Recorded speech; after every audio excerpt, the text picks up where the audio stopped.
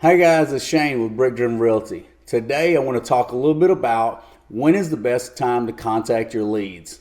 Stay tuned for more.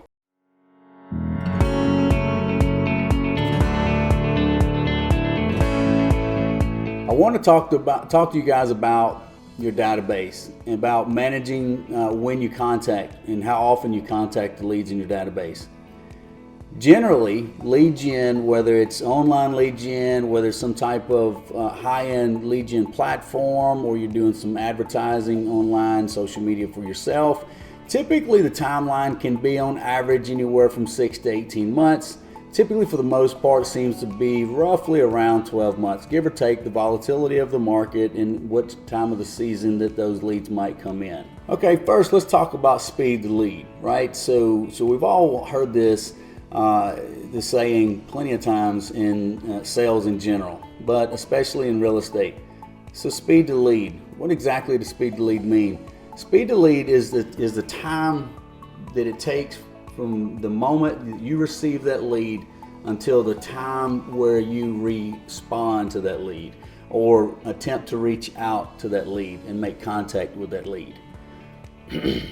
The shorter the window of time is between the moment you receive that lead to the time that you attempt to reach that lead, the smaller that time window, the better. The increases your opportunity of success exponentially. Okay, let's talk about how do we contact those leads in that speed to lead thought process. First and foremost, always attempt to have the conversation with them via phone. Yes, you might be thinking, well, everyone texts today, no one answers the phone. And that may be true. However, the completion of this relationship from lead to speed to lead to trust, earned, not given, and a relationship created, and now we're looking at property, now we're making offers, now we're negotiating, now we're going from contract to close, now we're closing this puppy, now we're living happily ever after, and we become clients for life. We must have a live conversation. I've been in this business almost 20 years, and I have been a part of our team and our companies and our agents' transactions in one way, form, or another in the thousands of closed transactions over the years. And not any of these transactions, well, let me just say that 99% of these transactions have all been pulled together with some form of live communication, whether it's been by phone, been face-to-face, been via Zoom video conferencing or FaceTime, something there to create that live engagement and that piece of trust. Trust is earned, not given. It's nearly impossible to create that high level of trust without having some type of live engagement, reciprocal engagement and conversation between one adult and another, or even a young person, but between two people, or more than two people, but at least two people. Okay, let's talk about this particular this snag that catches a lot of agents. I see this so often in coaching and developing agents. Agents will oftentimes make an attempt, but are unsuccessful in that attempt. Okay, let's face it. We just admitted that a lot of people have a lot of distractions and a lot of things going on in their life. You know, we could sit there and make a list all day long about the distractions that we all have and the many different communication avenues that we have to draw our attention or create more distractions. But you cannot measure your effectiveness based off of attempts alone. Okay, so speed to lead, we know we got to create the shortest window possible if we want to increase the highest exponential opportunity to convert that lead into closed business. So if we move quickly on that lead to reach and engage them and we're unsuccessful, what do? Okay, do we toss it out? Do we attempt it again? Or do we do nothing and just leave it there in that database? Well, I'm going to answer that question for you. You're going to make you want to make that second attempt, and that third attempt, and the fourth attempt, and the fifth attempt. You make as many attempts as you can in the first 10 days.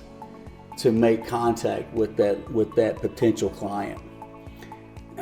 If you try in the AM, try in midday. If you're trying midday and you're unsuccessful, try in the mid-afternoon.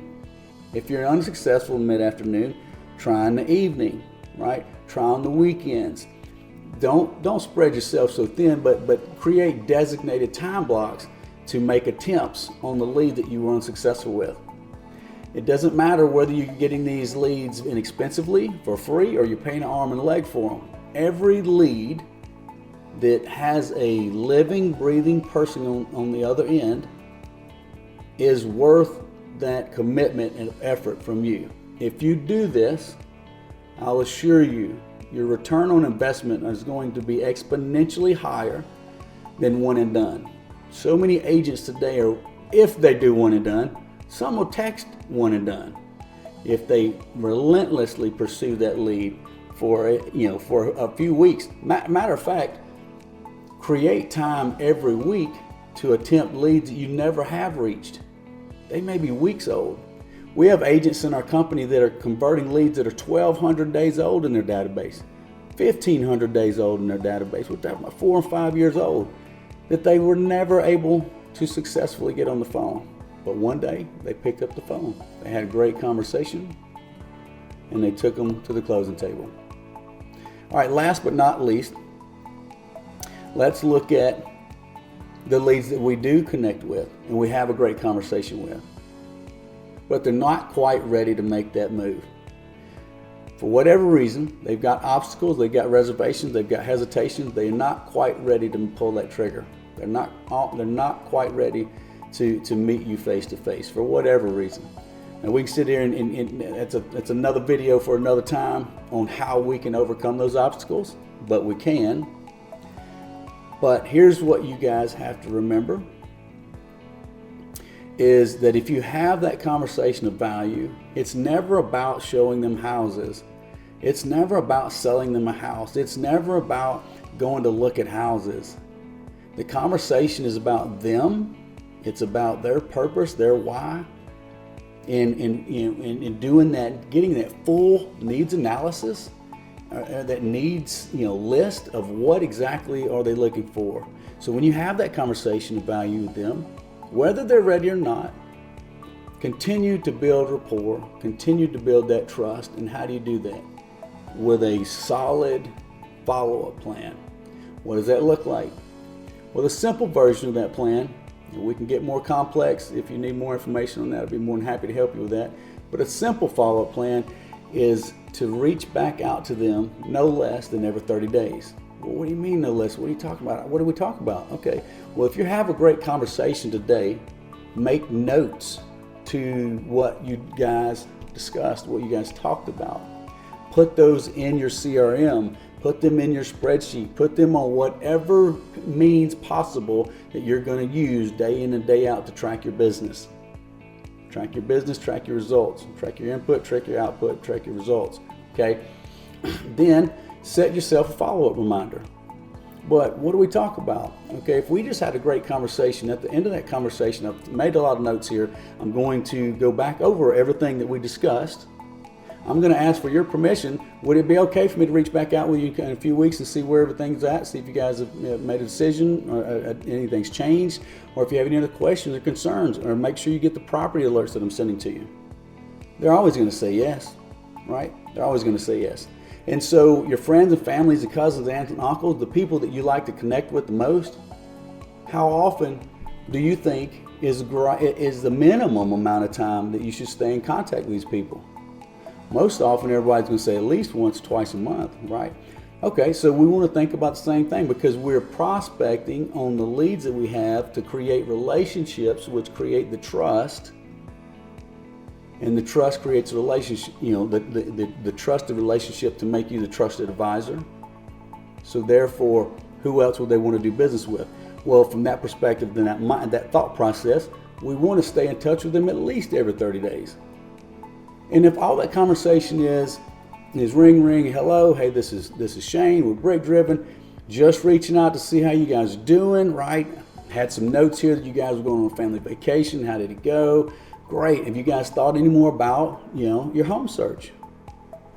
pick up the conversation from there. I am Shane Kilby with BrickDriven Realty. Thanks for watching. I hope you have a wonderful day. Please stay tuned for more videos. Like and share this video if it brought you value. And in the meantime, if you need any help, you have any questions, concerns about real estate, how to maximize your database, how to increase your conversion rates, or just another question you might have in real estate, please don't hesitate to reach out. Have a great day. Bye-bye.